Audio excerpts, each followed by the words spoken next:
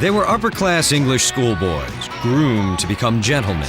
I was banned from playing the guitar because it was a symbol of the revolution. It wasn't the proper thing to do, but they became one of the world's biggest rock bands. It was the most unlikely thing in the world for me ever even to pursue this career. It was never what I was supposed to do. Lead singer Peter Gabriel put Genesis into the art rock spotlight. I remember coming out in this fox's head and a red dress. And that was a great way to start a show. Tell me my life is about to begin. Tell me that I'm a hero. Soon after Genesis gained stardom, their theatrical frontman made a dramatic exit. One day we woke up and the front page of Melody Maker was Gabriel quits Genesis. It was a bit like telling someone who decided to kill their child. It was like Jagger leaving the Stones. But Genesis discovered the perfect replacement was already in the band. With Phil Collins out front, Genesis rose from cult favorite to international pop phenomenon.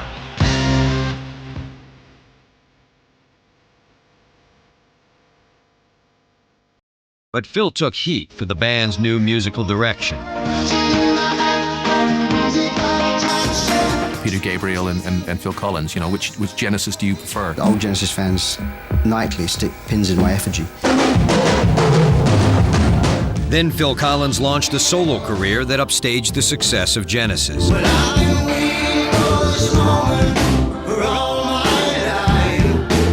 And after 26 years with the band he helped take to the pinnacle of rock success, Phil Collins quits Genesis. I'm not part of the story anymore. I'm part of the history, but I'm not part of the current story. The fans wait 10 years for his triumphant return. Now, the story of a few well-bred English gentlemen who took a risk and rocked the world. Genesis, the story behind the music.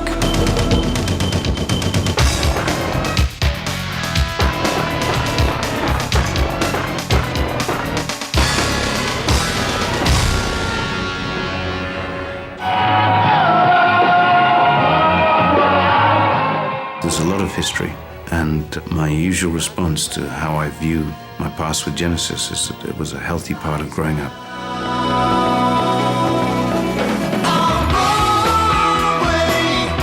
We used to fight a lot in the band, really. I mean, I think it's difficult for close friends to sometimes to be in the same band. But we never had a single argument about money. We used to argue about music all day long. When one singer left for a solo career, they found another.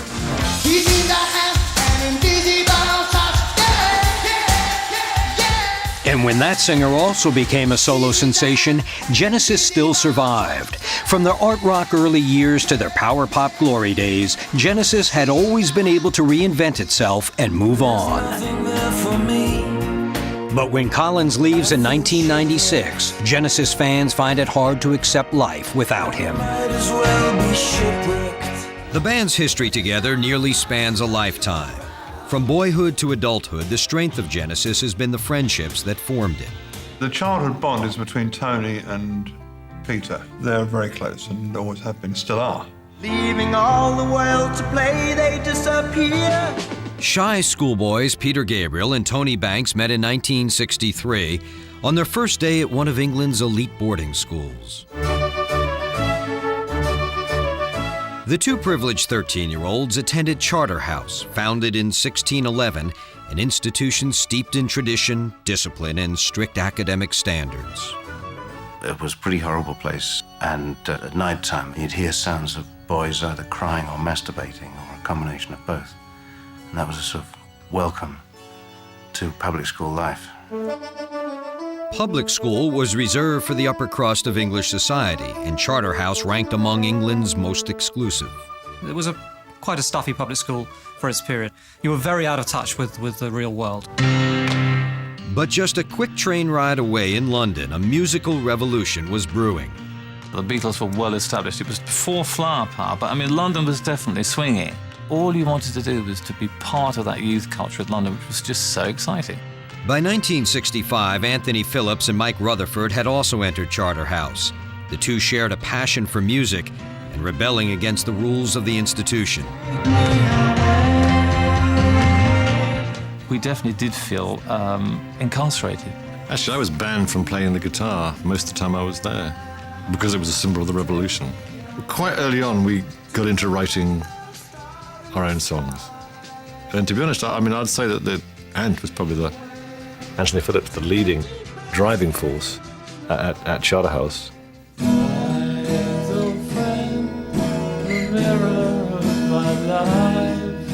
When Mike and Anthony planned to record a demo tape of their songs, Peter and Tony, who had also been writing songs and playing in a band together, volunteered to help. I said to him, actually, why don't we come along? I'll come along and play keyboards on it. And Peter will come along and play drums.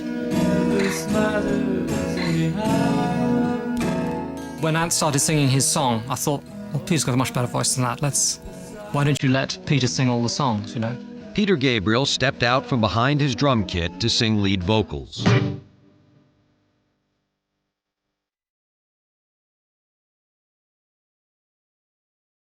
The boys gave their demo to Jonathan King, a Charterhouse graduate with music industry experience. I think he heard something on it. I think it was probably Peter's voice that he liked. The four 16-year-old songwriters were still in school in January of '67 when Jonathan King signed them to a songwriting deal. Later that year, the boys were still at Charterhouse when they got signed to Decca Records. And we were like sort of part-time school kids. We hadn't really gone serious. Genesis released their debut single, The Silent Sun, in February of 1968. Peter Gabriel was just 18 years old.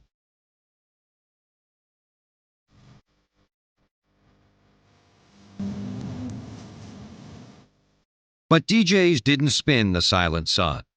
Undaunted, the boys spent their summer holiday in a recording studio and produced their first album. The album was released to a blaze of obscurity. Released in the spring of '69, From Genesis to Revelation sold little more than 600 copies. And of course, the pound note signs weren't flashing. In midsummer, Peter, Tony, Mike, and Anthony finished their final term at Charterhouse. For the four graduates, it was a defining moment. They could go on to college as everyone expected, or devote themselves to the band. We somewhat foolishly decided to choose music. Their parents were less than thrilled. I'm sure they thought, oh my God, please give him a couple of years and he'll grow out of it, you know. Music was there as an option, and I knew it was a chance that would only come once. It was a chance they almost missed. With sales of their first album non-existent, Genesis was soon dropped by Decca Records. Then in March of '70, less than a year after their graduation from Charterhouse, the band played a showcase gig for Charisma Records, where they were seen by President Tony Stratton Smith and Managing Director Gail Coulson. There were 5 of them on stage and 6 of us in the audience. Charisma Records signed the band, but guitarist Anthony Phillips was not feeling celebratory. I suddenly started getting hit by stage fright. It was weird. And I was playing the chords and I suddenly thought, what the hell comes next? And my mind just went completely blank. I just couldn't think. And you sort of go onto autopilot, and I got through it, but it really scared me. It really scared me a lot. His stage fright got worse as Genesis took to the road, but Phillips kept his anxiety a secret from the band.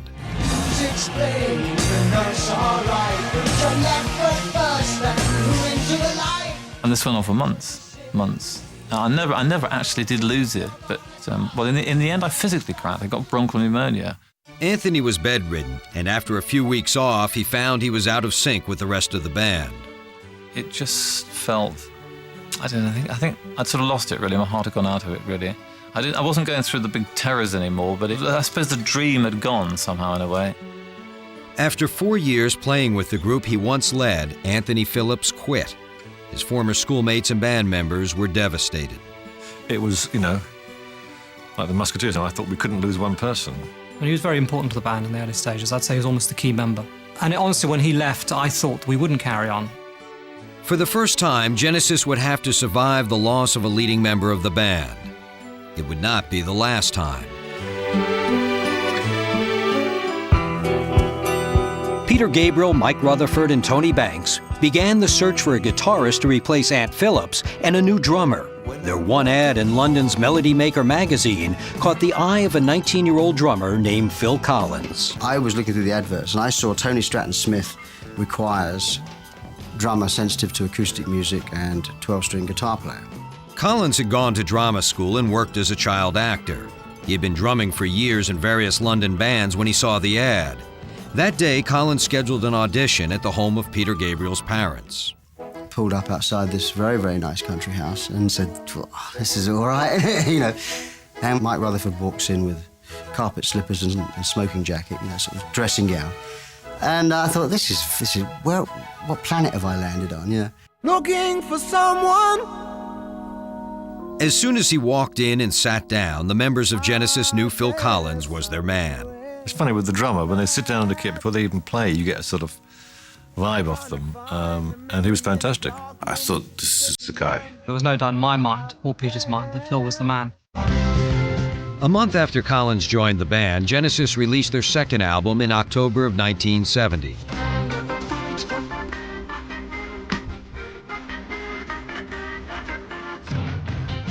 Trespass soon followed their first album into obscurity, but it did help build a cult following for their live shows. That same December, Genesis found a permanent replacement for Anthony Phillips in 20-year-old guitarist Steve Hackett. I thought they were great, but I thought there was room for improvement. So I guess I was as crazy as they were. Genesis' classic lineup was in place, and the boys in the band took to the road. It was great fun. And we just worked and worked and worked. We'd play in the north of England one day, and we'd play the south of England the next. By 1971, Genesis had gained the attention of London's music community and their future manager, Tony Smith. So I was initially struck by Peter because he was extraordinary in the way he looked and the way he presented himself. With the release of Foxtrot, Genesis finally cracked the UK album charts. And in the fall of '72, with their fourth album headed into the top 20, Gabriel took the band's live act closer to the edge. We had this album cover for Foxtrot, which had a woman in a fox's head. And he walked one day on stage in a red dress and a fox's head. You could tell that the majority of the audience found it very disturbing. It was a great way to start a show. Suddenly we had our pictures on the front of Melody Maker.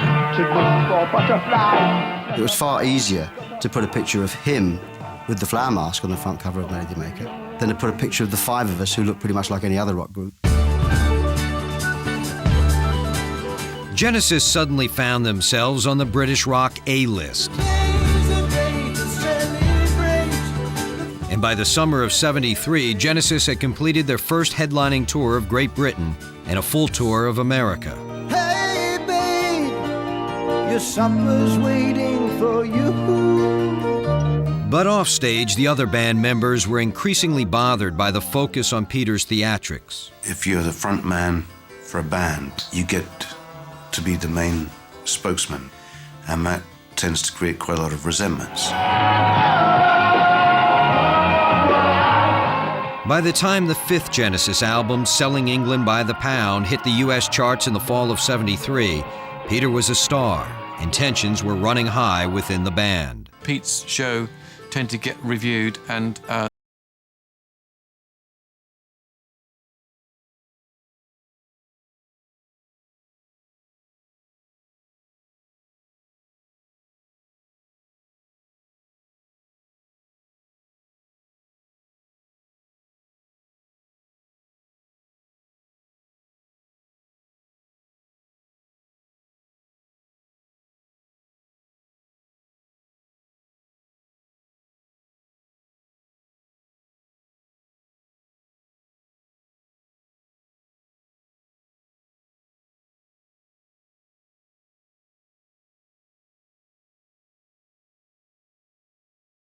There was nowhere else that I wanted to be but with my wife and child. They registered this more as a lack of interest and involvement in the band, and that made me quite angry at the time. We were unsympathetic. We hadn't had kids. Looking back, I think it must have been hard for him because his life changed and ours didn't. First to have children, first to realise there was something more to life than just being in a rock band, you know. But we were at that point where it's the band or it's not the band.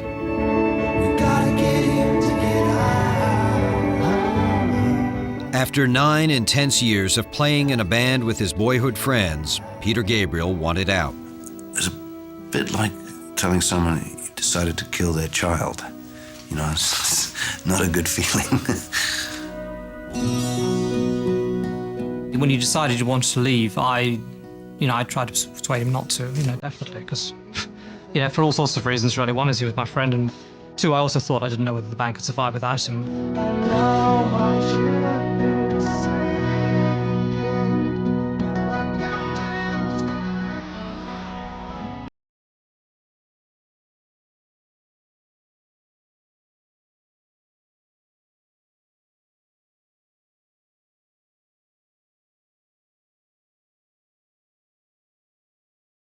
Off from the band to be with his newborn daughter and to work on a film project, Gabriel returned to tour with Genesis and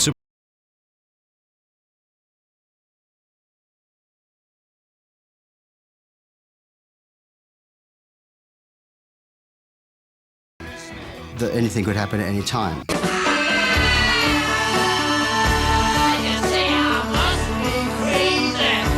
That time came in the spring of '75. I think it was like week one of the tour in America.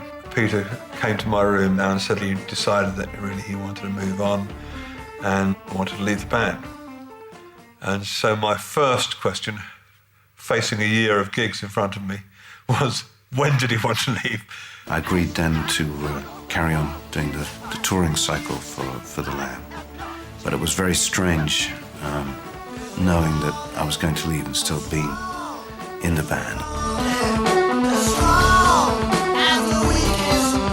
The tour ended in France in May of '75. So too did Peter Gabriel's time with Genesis. That I'd be the first one to go down. The stunning news made headlines before the band could make a formal announcement. One day we woke up and the front page of Melody Maker was Gabriel quits Genesis. Somehow the story had leaked. There would be obituaries in the music press.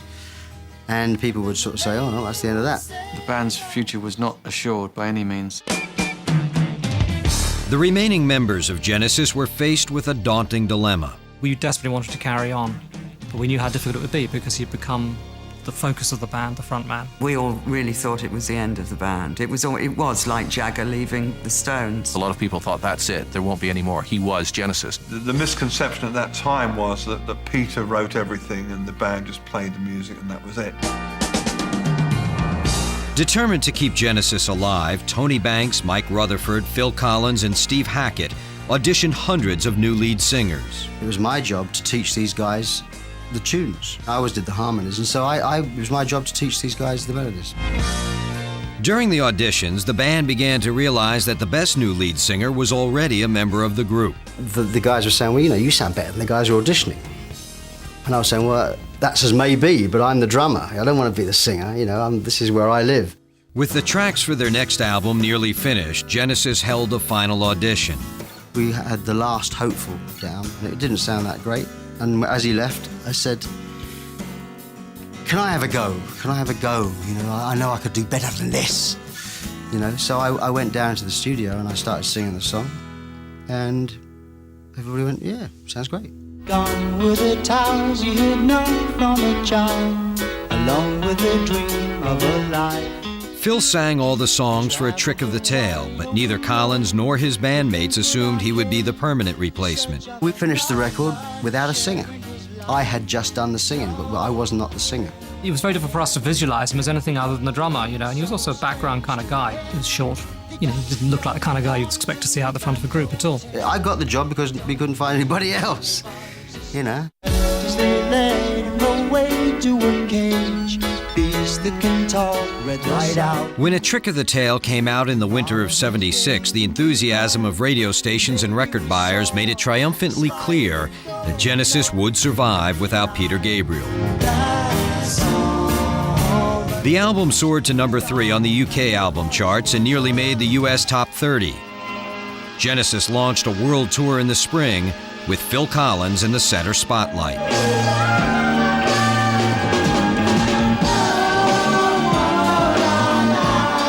The first show that I ever sang in was London, Ontario in Canada. We go on stage and, oh, they're all going to go boo, but they loved it. The crowd loved it. Because you'd come from inside the band, they didn't see it as sort of like an infiltrator. And he also was very good at it. Angels never know it's time. And probably, dare I say it, was in some ways a better singer on stage live than Peter. Don't let Peter hear that. In some ways, he was a more natural singer than I was.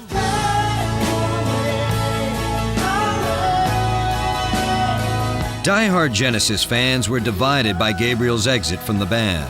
I mean, the Genesis story is really in two parts, you know, Peter Gabriel and Phil Collins. I'm sure that the old Genesis fans nightly stick pins in my effigy. Phil Collins did a brilliant job, and in fact, the band took off to even greater commercial success. Trick of the Tail sold more than all of the previous Genesis records combined. The band's success stirred mixed emotions in its most famous ex-member.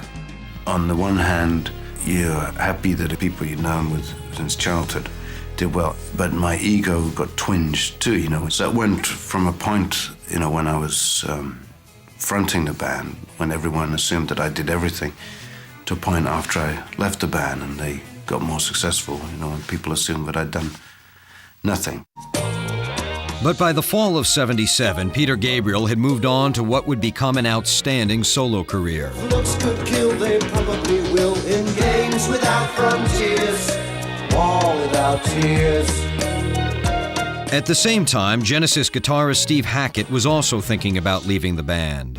I felt this sense of being an outsider from the word go. He was writing a lot of music and it wasn't getting on the records because there was just no room. 2 years earlier, Hackett had laid down some of his musical ideas on his first solo album. And in the months that followed, Hackett became less and less interested in a future with Genesis. In November of '77, Genesis went into the studio to record their next album. Steve Hackett did not join them. He never came in. He never came back. I was worried that if I saw them, they would convince me to stay. With Steve Hackett gone, the band was now a trio. For Genesis, attrition had become routine. As a three-piece, there was enough room, I think, for everybody.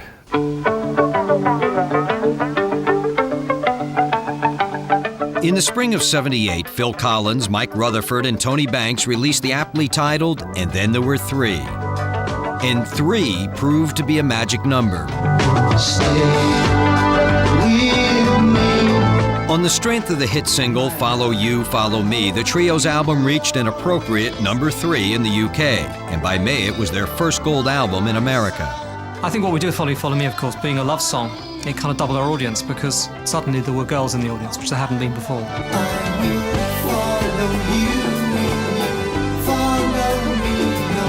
Genesis had come a long way from their early days as art rock cult favorites. I don't know how many old Genesis fans there are of the early days, but you know, a lot of it was they've got a hit single now. Well, that's the end of that. Well, what has happened is you've gone from being a cult to a big cult to being kind of more mass appeal.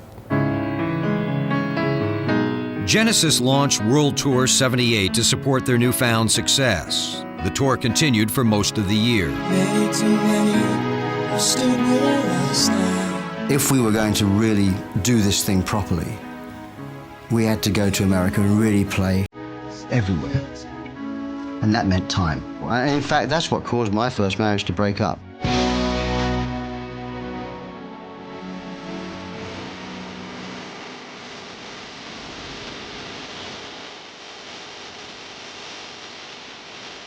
During the course of the tour, Phil's wife left him and moved to Vancouver, Canada to be with her family. In a bid to save his marriage, Phil followed her.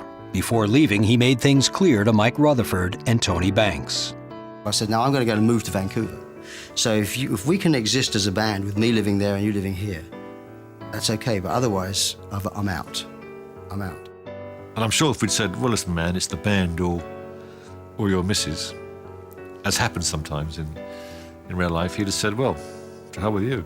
And they said, well, wait. You go ahead. You have a couple of months on your own, sort it out. and then we'll just get on with, we'll do our solo albums, won't we? For the first time since they started playing together 13 years earlier, Genesis was taking a break. January of '79 saw Mike Rutherford and Tony Banks working on solo projects, while Phil Collins worked on his marriage.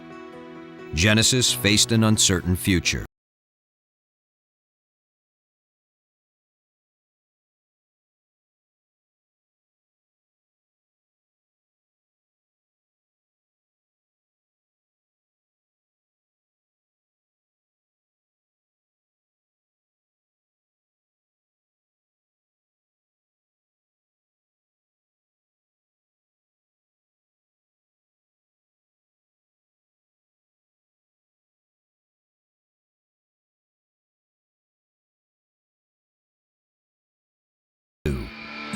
I'd written bits, but never written songs. And suddenly, there was all this stuff that I kind of wanted to get out of me, I suppose.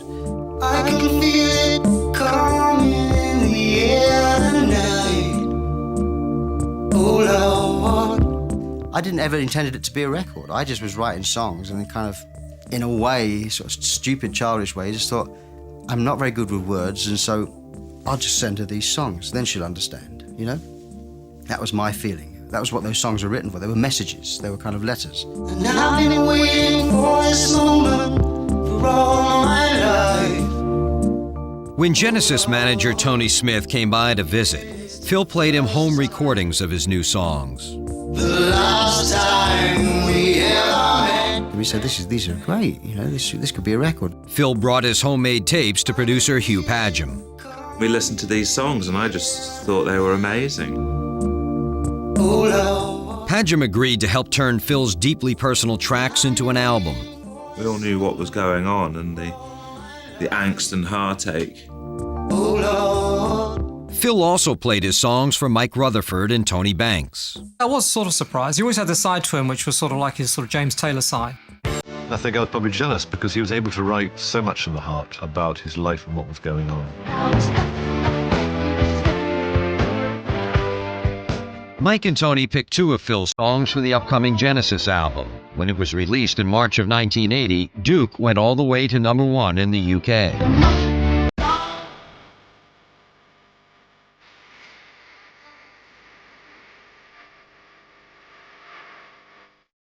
Phil Collins' songwriting talents were widely celebrated when Face Value, the collection of Phil's open musical letters to his wife, was released in 1981. Phil's first album, solo album, Face Value, came out and just took off.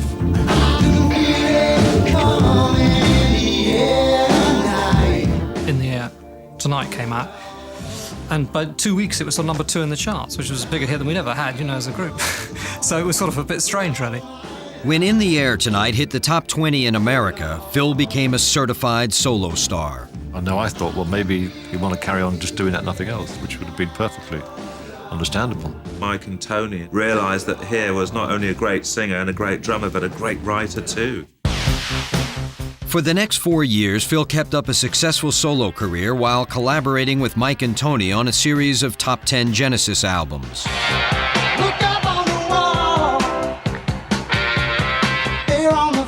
Some accuse the former public school art rockers of selling out.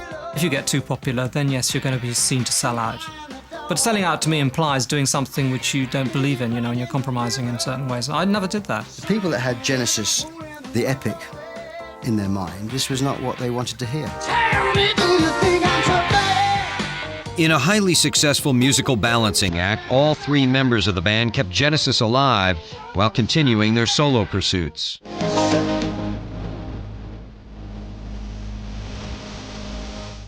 Rutherford's 1986 album Mike and the Mechanics went gold and spawned a top 10 U.S. single.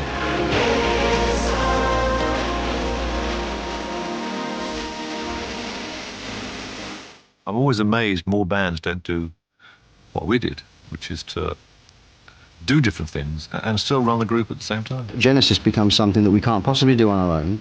It gives the band a reason to exist. So it actually strengthened the band in some respects. Genesis showed their strength as a group in the summer of '86 with the release of Invisible Touch.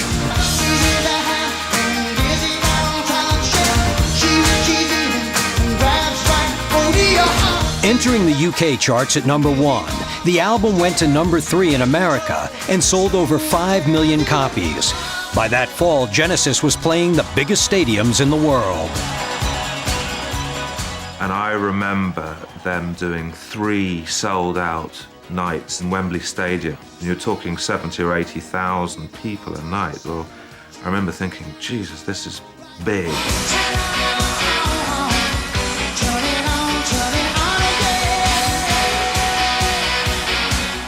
The band's Invisible Touch tour played through the summer of '87, after which Genesis took a well-earned break.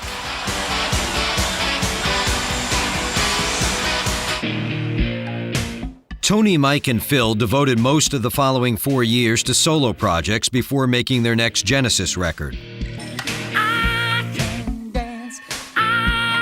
But the 1991 album We Can't Dance would be Phil Collins' last with the band.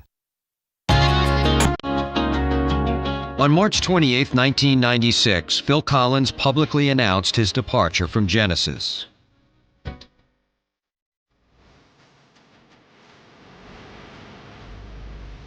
For Phil, Mike, and Tony, it was the end of more than a quarter-century of making music together. Tony said, it's a sad day. Well, we're going to carry on, but it's a very sad day.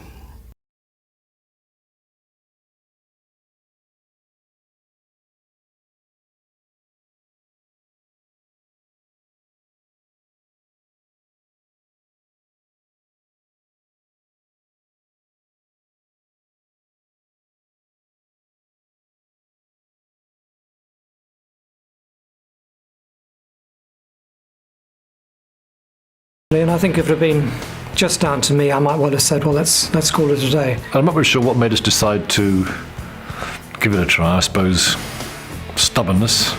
So when they said they were going to carry on, I was really, really pleased because I didn't really want to split it up. I just didn't want to be in it. But I don't think that's really true. Genesis found a new voice with the addition of singer Ray Wilson, who sang the lead on the band's 1997 album, Calling All Stations.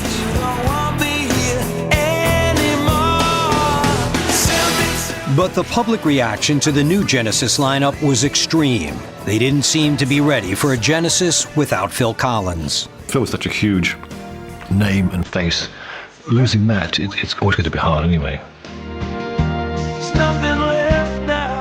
It allowed the band to breathe again rather than the focus being on Phil Collins, and I think that was healthy for Genesis, but the end result was going to be that they weren't going to sell as many records.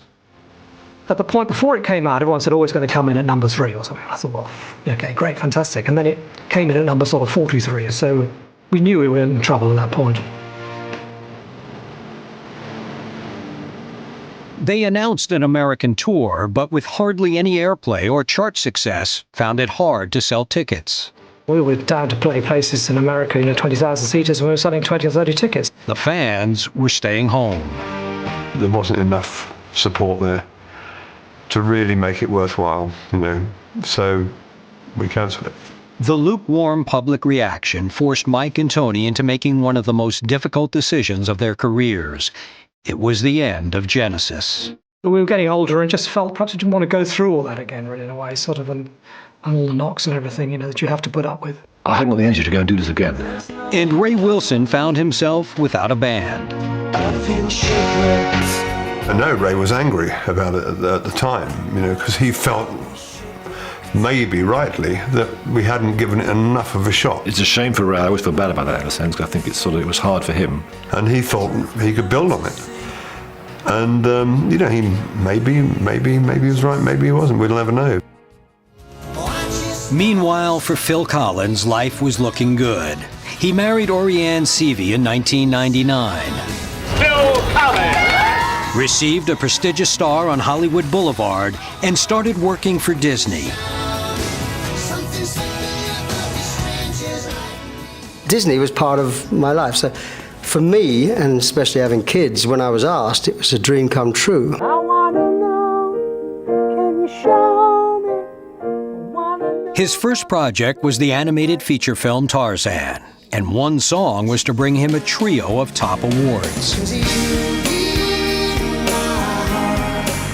We got the Grammy. Thank you very much. and the Golden Globe, and also the Oscar. Very, very emotional, because I'm only a drummer, really.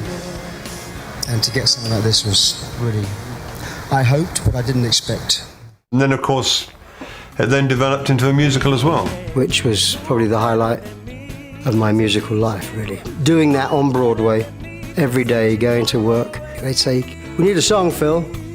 We need a song for this scene." It was fantastic. Elated by his success and the birth of his son Nicholas, Phil released a new solo album, Testify, which was once again a very personal record. Testify my love for you. Those songs just came, you know, I mean, they just came. I was desperately happily married. Yes, this is a wake-up call.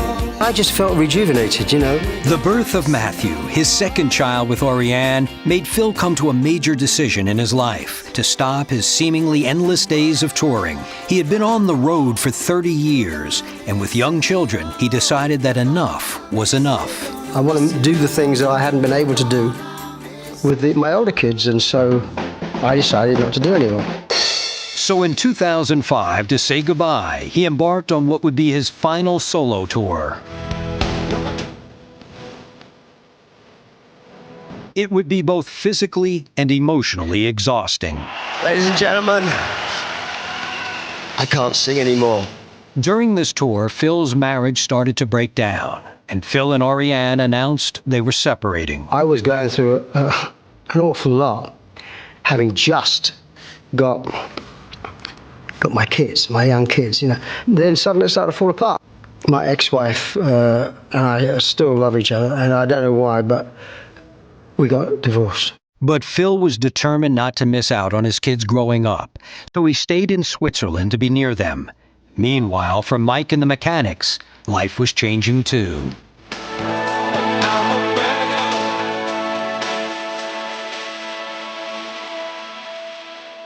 After the release of their album M6, Paul Young, their long-standing vocalist, died suddenly at home.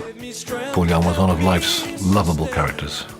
And Rose, he lived the rock and roll lifestyle, even when he went home. Very sad, I mean, such a young age, fabulous voice, great talent, and a huge shock, really. I want a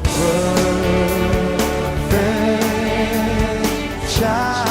A further album and tour followed in 2004, but they found it hard to recapture their earlier success.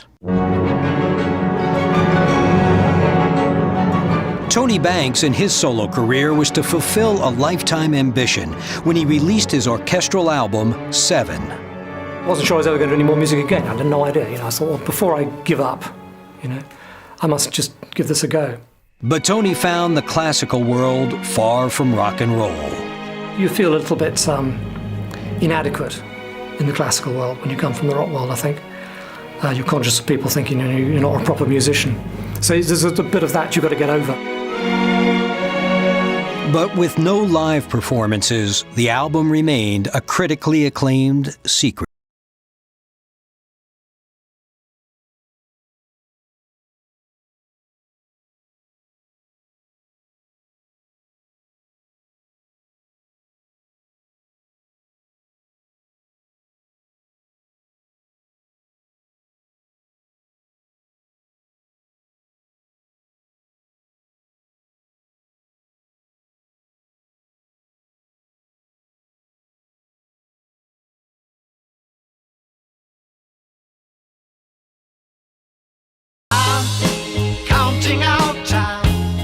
Anyway, when we got to the room, apart from it being great to be the 5 of us together again, it turned out that Pete still hadn't made up his mind. I think he got slightly cold feet when he actually met with us and suddenly realised that he wouldn't be able to call the shots. But when he left the room and Steve left the room, we kind of looked around at each other, me, Tony and Mike, and said, "Would you fancy doing the other lineup? Because, you know, we've got 3 of us here, do you want to do it?" The great thing about us always, you know, we did something so quickly, the 3 of us. So that was the decision, and we sort of put the idea in place. And in 2006, delighted Genesis fans received news that Phil Collins was reuniting with Mike Rutherford and Tony Banks, and Genesis would tour again. I think this one probably was the biggest, yeah. It certainly was ambitious. And certainly we spent a hell of a lot of money for 50 shows. It was to be the most elaborate and expensive tour they had ever undertaken. With 190 trucks on the road and 3 full-time road and rigging crews, it was a comeback their fans would never forget.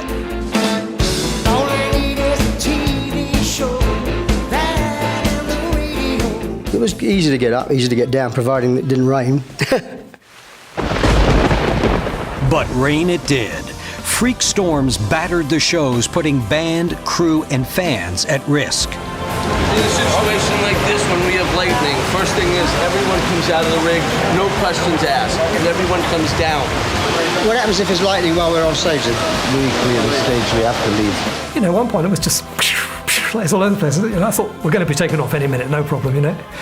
And they didn't take us off. They took the guys down who were doing the follow spots, you know, because anyone would get struck by lightning, but we were there. So you get these great shots of the lightning actually flashing behind the stage. But come rain or shine, the fans couldn't get enough. And by the time the band got to Rome, there were 500,000 in the audience.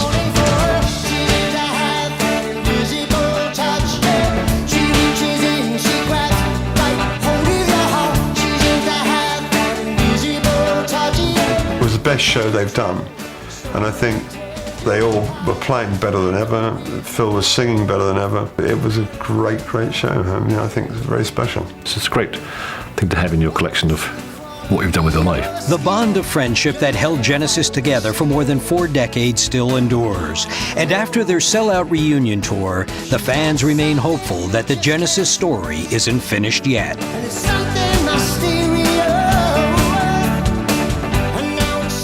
We always discussed the idea of writing some songs together. It's quite appealing, actually. The three of us, we love that. But then it's after that, what do you do with it? You know, an album is such a big commitment. You don't really want to get into a room and suddenly find there's no magic there, you know. It'd be a bit depressing, wouldn't it, really? But it's more fun not to do it and think, well, there could be if we did it, but we won't. In the immediate future, I can't see it happening. If we still feel like it when my kids are driving, that'll be different.